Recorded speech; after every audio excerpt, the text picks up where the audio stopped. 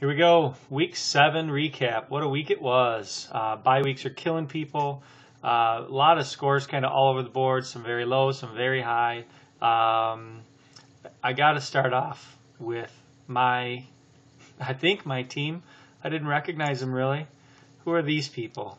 Josh Freeman, Jonathan Dwyer, Martellus Bennett, the Vikings D, Randall Cobb, all players I've picked up in the last 10 days off the waiver wire to make up for my bye weeks and injuries, and they go out and put up 113 points, which is one of my highest totals of the year somehow, and it gives me just enough to beat my big brother Tom. Hi, Tom.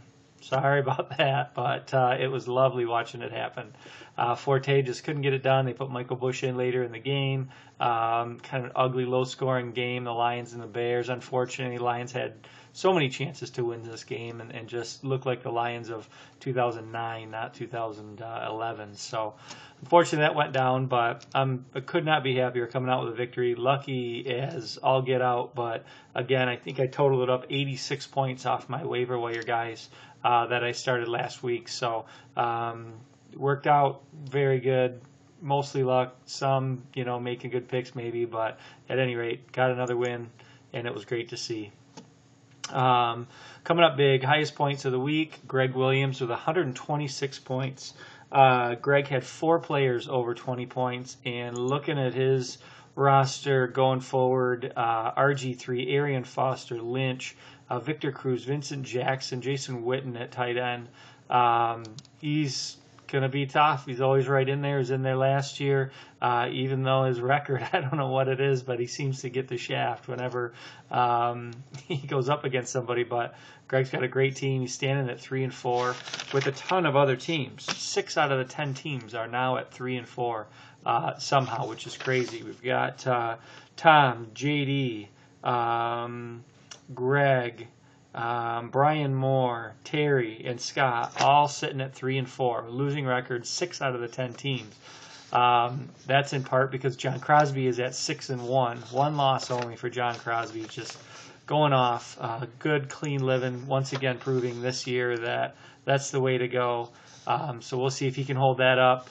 Week 17, Super Bowl might catch him again this year. He looked strong throughout all of last year, but of course, couldn't pull it out in the end, so we'll see if he can repeat that performance, or maybe he'll win the whole thing this year. We're a long ways to go, a little more than halfway through the season, but John's looking pretty good.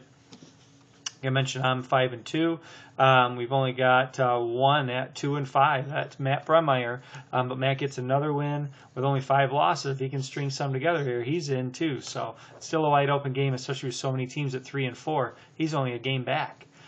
Next week, there's going to be a number of other teams. If Matt gets the win and goes to 3-5, there's going to be probably 3 teams there with him at the bottom. So definitely in it, Matt. Keep it up. Good job. 108 points this week. That's enough to have won 3 out of these 5 games. So you do that every week, you're in good shape.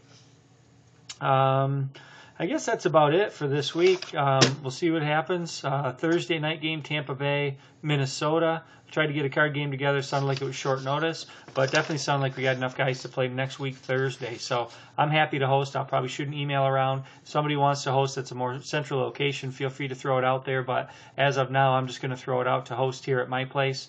We'll have the game on, obviously, and maybe get a barrel or something. They got these little 6th kegs at Right Brain that you can get some good brew. I did one a couple weeks ago, worked out good. So we'll talk to you guys soon. Good luck on the waiver wire. Got a big trade in the works. Hopefully we can work it out. Hopefully that will be announced over the night. Let's see if that goes down. Talk to you soon, guys.